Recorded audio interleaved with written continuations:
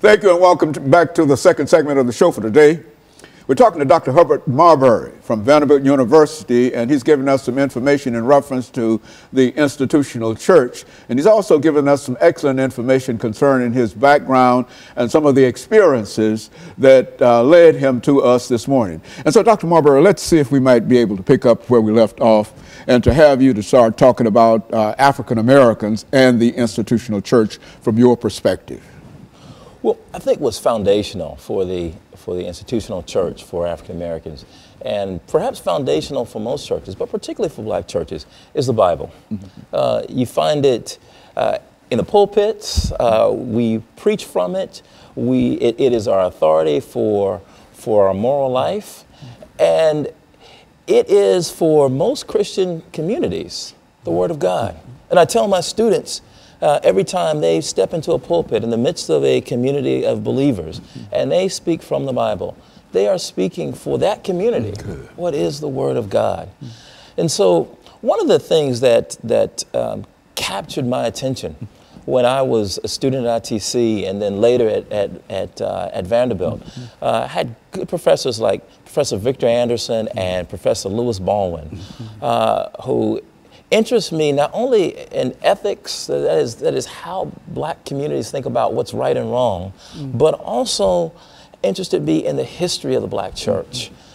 And from that standpoint, I wanted to know, well, why do black churches, why do churches in general think of the Bible and use the Bible so differently? For example, you look in Nashville and you've got churches from one end of the city to the other.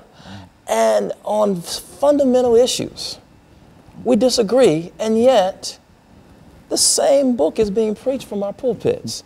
And I began to wonder, well, what's going on? It's not the book is the same. Mm-hmm. What's going on in the way that we interpret these texts? It's the interpretation of the book. Absolutely, it's the way. And so I wanted to study how African Americans historically have interpreted the Bible. And so that's the reason I wrote Pillars of Cloud and Fire. It begins to look at African American biblical interpretation from the antebellum period, starting with slavery. And I look at various examples. A radical example and a conservative example in the antebellum period, beginning with Absalom Jones and David Walker. I move on to look at Reconstruction with Frances Ellen Watkins Harper and John Jasper. The Harlem Renaissance with Zora Neale Hurston. Then the era of civil rights with Adam Clayton Powell and Martin Luther King Jr. And finally, I look at the era of Black Power with Albert Clegg. Each one takes up the book of Exodus, but takes it up in a very different way. And they take it up based on what I talked about earlier. That is, what are the relevant challenges that my community faces?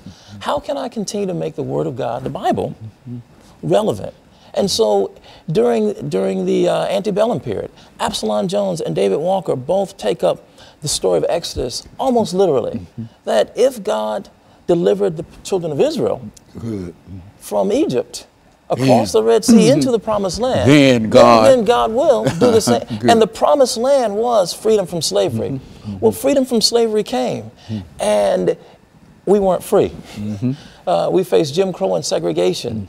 And so if you go to the era of Reconstruction, and you look at sermons, the Promised Land doesn't look like freedom from slavery. Emancipation is no longer identified with the Promised Land.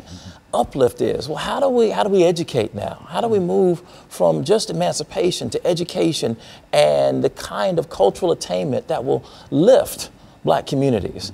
And after Reconstruction, that changes again in the Harlem Renaissance. This idea that we need to throw off the manacles of slavery, the old Southern sort of African American rebirth. And a rebirth. That's right. The Renaissance man.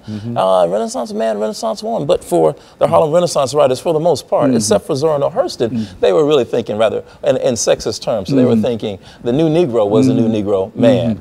But Zora Neale Hurston, I thought, was one of the most interesting figures during that time. Her Moses, Man of the Mountain, helped African Americans rethink the Exodus story in a way that took the focus off a singular figure like a Moses figure and put it on the community and asked us to imagine together what it would mean if we all together walked into the promised land and we weren't waiting for or dependent upon one singular figure or God to send one person to deliver a whole group of people.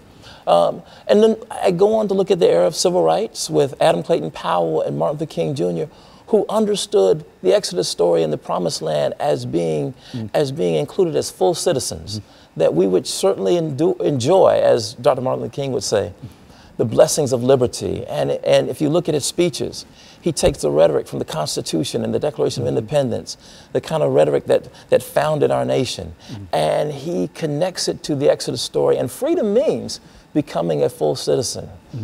Well, at a certain point, by the end of the civil rights movement, we find that Albert Clegg wants to do something very different with that. That there's the frustration that has risen because African Americans still aren't enjoying the blessings of liberty. There is a move to take that story and to claim it for ourselves and to claim the power to change our lives. Not that power, but not placing it in the founding documents, but placing it in black communities themselves. And so we get the Black Power movement. So I wanted to look at the various ways that we have interpreted one singular book, the book of Exodus, over the course of a long period of time. But my concern was to show that each interpreter started first with the concerns of their community at that time. And I wanted to encourage my students who are going to serve churches and serve in religious communities to do the same.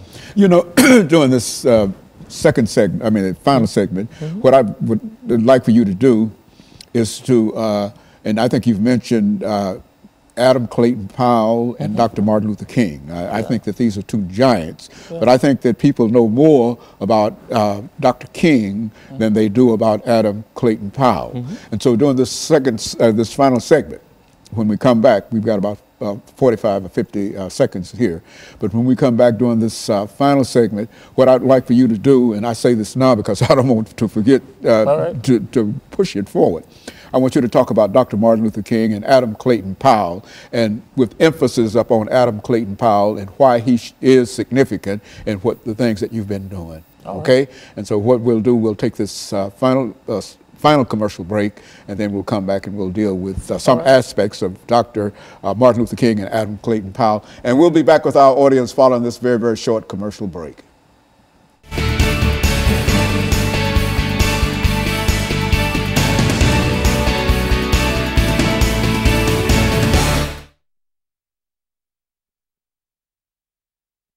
You look like you've been doing this all your life, man. I got no, this is my first time. Oh man, you're good. Because you got the information. That's what makes you good. See, when you have the information, then you can do it. Yeah. See, and so when we come back during this final segment, I'll introduce the show again. But and in case I forget, but what I'd like for you to do is to look at these two personalities within the context of all the things that you've studied about them and writing your book and books and et cetera, and to look and to examine those two individuals, Dr. Martin Luther King and Adam Clayton Powell, and point out whatever the similarities or difficulties and et cetera, whatever you want to talk about. But I think that that would be good to end this, because these are the two most important individuals in terms of contemporary black society and the institutional church, you see. And I'd like to know more about about this myself, you see. And so when we come back, we'll do that. We'll do this. We will have, excuse me, we'll have 10 minutes to do this. I need some water myself. Yeah. Okay, very good. Thank you now. Herbert Marbury. Yes, that's it. Okay, well, I have to do that every time. You're giving us some excellent, and I don't want to make any noise.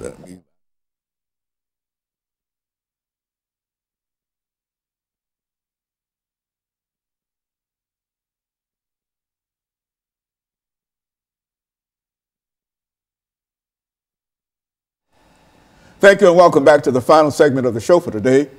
We're talking to Dr. Herbert Marbury from Vanderbilt University, and he's giving us some information in reference to African Americans and the institutional church. Doctor, let's see if we might be able to pick up during this final segment to talk about what I consider to be two very, very significant individuals that you've already mentioned, Dr. Martin Luther King and Adam Clayton Powell. And let's see what you know about those individuals and how they fit into what we're trying to do at this particular time. All right.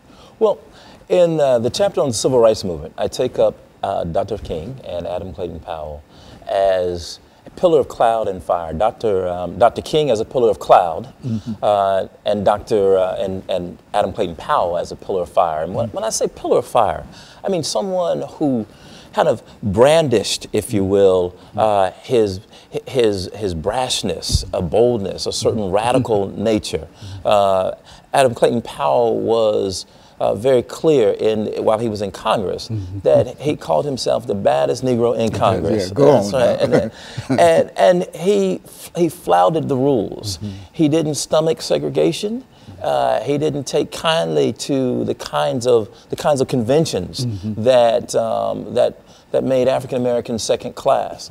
And part it had to do with his upbringing, had to do with who he was, but it also had to do with, I think, growing up in Harlem. And he really was, I call him, a son of the Harlem Renaissance. He was the new Negro, as I understand it, that the Harlem Renaissance writers had hoped for. He started one of the first boycotts of the public transportation system in Harlem. One of the first sort of public service programs at his church at Abyssinian Baptist Church. And by the time he went to Congress, he was pastoring the largest Protestant congregation in the nation.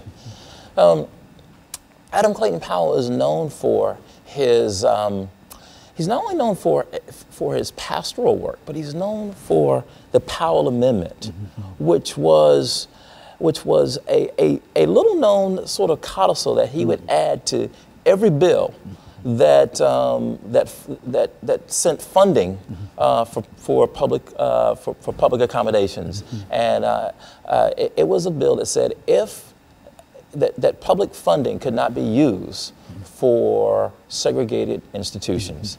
It angered Southern segregationists throughout the country, but it also angered African Americans because some of those schools were African American schools in the South. Although they were segregated, they were starved because they also needed the public funding.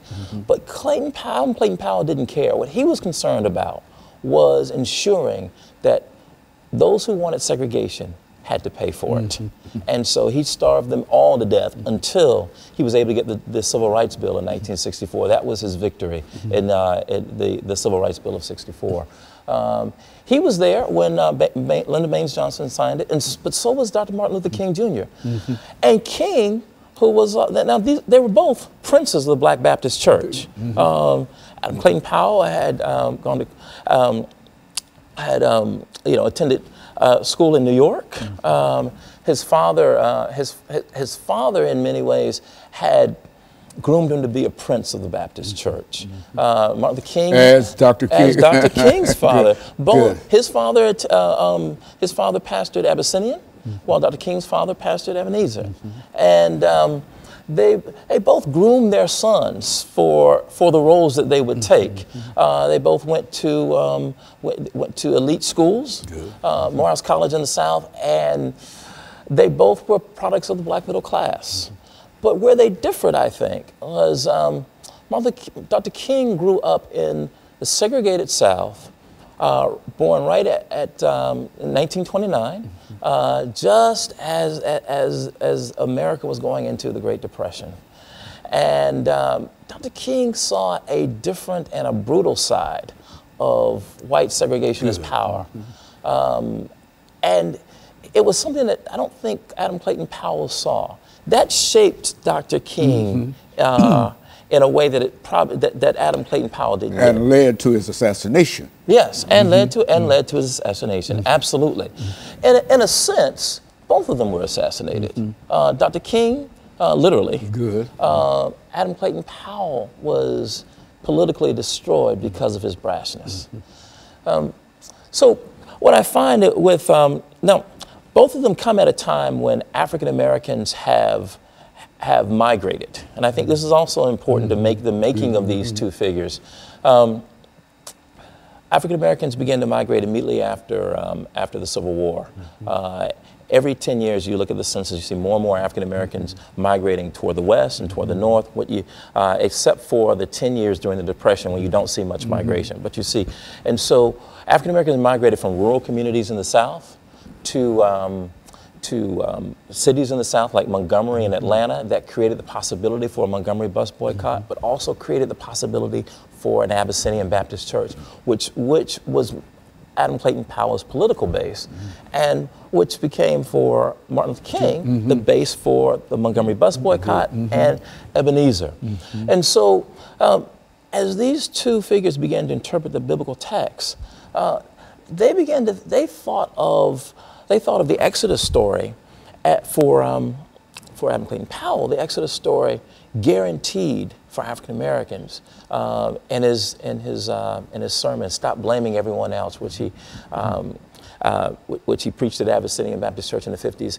It was a sermon that invited African Americans to fully participate in what it meant to be a citizen, take responsibility for what it meant to be a citizen. He really pushed African Americans. He pushed African Americans to take responsibility for it. And so for Martin Luther King Jr., however, there was a different way of understanding the biblical text. Martin Luther King Jr., growing up in the South, personal piety became very important. In as much as his political work, personal piety became a mask, if you will, for Martin Luther King Jr. He knew that if he was leading African Americans out into the streets to demand full inclusion, he knew how to use the television cameras, how to use the public square, and the way he used it was to lead African Americans into acts of personal piety. That's what I call the pillar of cloud. He masked, in many ways, his real intentions. He would lead them to pray in the streets, to sing songs. And when the television cameras came and they saw African Americans living out some of the, these kind of virtuous virtuous expressions, right? Singing church songs, praying, holding hands, praying for their enemies. Not only was the South was embarrassed, the nation was embarrassed, but they were not only embarrassed domestically, they were embarrassed internationally. And so I call that the pillar of cloud because just as a cloud kind of blends in seamlessly, Martin Luther King's tactics blended in with the American moral landscape. These were virtues for America. And this was also Dr. Martin Luther King behind the veil. Yes. And you know more about that because of one of your professors, I'm sure. Dr. Baldwin. Dr. Baldwin, who talked about that and et cetera. And I think that you're an excellent reflection in terms of what he said about that and some of the things that you're saying about that. And I want you to know that the information that you're giving us now is very, very precious. And I think that understanding these two individuals and some of the things that they faced and how different they were, one from the north and one from the south, but yet and still they had the same commitment, and while they went about it differently, they had the same commitment in terms of the uplift of African Americans to eventually reach the promised land. And I think that that's what we're still trying to move toward. And that's what we're still trying. That's what I hope that as you read my book, but as we think about biblical interpretation today, we face police shootings of Black and brown, African American and Hispanic, unemployment, high underemployment, and questions around whether or not we can provide adequate education and health care. And I want to know, why is it that we have to go out into the streets to hear the word of God that Black Lives Matter? Why not in the church? Now, to be sure, there's some churches who are doing that. But my question is, how do we interpret the Bible in ways that are relevant for us? Very good. Let me thank you, Doctor, during this last few seconds for coming by and giving us that excellent information. And let me encourage you to tune in again next week for another informative edition of Comments. Thank you and good morning. Thank you very much.